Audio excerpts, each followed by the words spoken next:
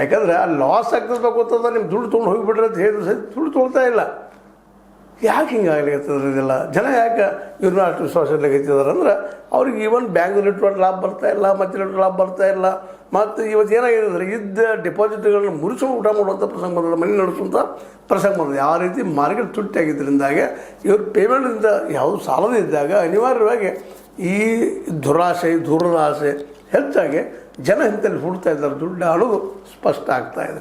ಇದು ಇವತ್ತು ಒಂದೇ ದಿನದ ಇದು ಆಯುಧಲ್ಲ, ಡೆವಲಪ್ಮೆಂಟ್ ಅಲ್ಲ, ಇದು ಹಲವು ವರ್ಷಗಳು. ಇವತ್ತೆಲ್ಲ ನಮ್ಮ ದೇಶದ ಪಕ್ಷಗಳೆಲ್ಲ ಕೇವಲ ನಮ್ಮ ರಾಜಕೀಯ ಲಾಭಕ್ಕಾಗಿ ಮಾಡ್ತಾ ಬಂದವಿನ ದುಡ್ಡು ಕೊಡಿಸ್ತಾ ಬಂದಿದ್ದಾವೆ, ಪಾರ್ಟಿ ಫಂಡ್ ತೆಪ್ಪಿಸ್ತಾ ಬಂದಿದ್ದಾವೆ.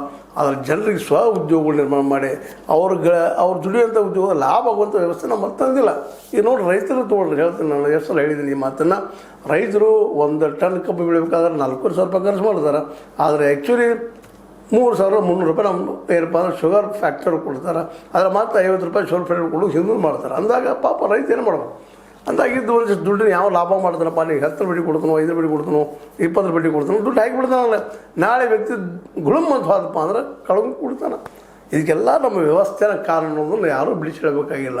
ಯಾಕಂದ್ರೆ ಈ ವ್ಯವಸ್ಥೆ ಈಗ ಭ್ರಷ್ಟ ಆಗೋದು ಕಾರಣ ಅಂದ್ರೆ ನಮ್ಮ ಸರ್ಕಾರಗಳು ಸಹಿತ ಪ್ರಾಮಾಣಿಕವಾಗಿ ಕೆಲಸ ಮಾಡಲಾರ್ದಕ್ಕೆ, ನಮ್ಮ ರಾಜಕಾರಣಿಗಳು ಸಹಿತ ಪ್ರಾಮಾಣಿಕವಾಗಿ ಕೆಲಸ ಮಾಡಲಾರ್ದಕ್ಕೆ ಇಂಥ ಜಗಲ್ಬಾಜಿಗಳು, ಸುಳ್ಳುಕೋರರು ಸಮಾಜದಲ್ಲಿ ಹುಟ್ಟುಕೊಳ್ತಾ ಬಂದಿದ್ದಾರೆ.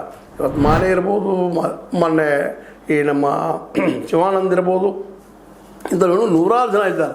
ನಾಡಿನ ತುಂಬ ಅವರೆಲ್ಲ ಹಿಡಿಬೇಕಾಗಿದೆ. ಇವತ್ತು ಶಿಕ್ಷೆ ಒಳಪಡಿಸ್ಬೇಕಾಗಿದೆ. ಜೊತೆಗೆ ಜನರು ಜಾಗೃತ ಆಗಬೇಕು. ಇದು ಭಾಳ ಮಹತ್ವ. ಜನರು ಎಲ್ಲಿವರು ಜಾಗೃತ ಆಗೋದಿಲ್ಲ, ಅಲ್ಲಿವ್ರಿಗೆ ಮೋಸಗಾರರು ಇದ್ದಾರೆ. ಅವ್ರಿ ನಮ್ಮ ವೀಕ್ನೆಸ್ ಕಾರಣದ ವ್ಯವಸ್ಥೆ ಸರಿಯಾಗಿಲ್ಲ, ಉದ್ಯೋಗ ಸೃಷ್ಟಿಯಾಗಿಲ್ಲ, ಕೈ ತುಂಬ ಹಣ ಬರ್ತಾ ಇಲ್ಲ, ದುಡ್ಡು ಸಿಗ್ತಾ ಇಲ್ಲ. ದುಡಿದವರು ಸಹಿತ ಪಾಪ ಕೂಲಿ ಕಾರ್ಮಿಕರು ಅವ್ರ ಪರಿಸ್ಥಿತಿ ಹೆಂಗಪ್ಪ ಅಂದ್ರೆ ಇವತ್ತು ಕೆಲಸ ಮಾಡಿ ಬಂದ್ರೆ ಮರುಸ್ ಕೆಲಸ ಇರೋದಿಲ್ಲ. ಆಗ ಏನು ಮಾಡಬೇಕು? ಇದು ದುಡ್ಡು ಸಾಕೋದು ಬ್ಯಾಂಕ್ ಅಷ್ಟ ಸ್ಯಾಚುರೇಟೆಡ್ ಬಡ್ಡಿ ಬರುವುದಿಲ್ಲ, ಅದು ಅವ್ರಿಗೆ ಕೊಡಲಿಕ್ಕೂ ಸಾಧ್ಯವಿಲ್ಲ. ಒಟ್ಟಾರೆ ಇಡೀ ವ್ಯವಸ್ಥೆ ಇದ್ದರೆ ಕಲುಷಿತ ಆಗ್ಯದ. ಅದ್ರ ಪರಿಣಾಮಗಳು ನಾವು ಇಲ್ಲಿ ನೋಡ್ತಾ ಇದ್ದೀವಿ. ಉಳಿದವ್ರನ್ನೂ ಹೇಳ್ಬೋದು, ಅದು ಮಾಡಬೇಡ್ರಪ್ಪ, ಇದನ್ನು ಮಾಡಬೇಡ್ರಿ, ನೀವು ದುಡ್ಡು ಹೂಡಬೇಡ್ರಿ ಅಂತ ಹೇಳ್ತಾ ಇರ್ಬೋದು.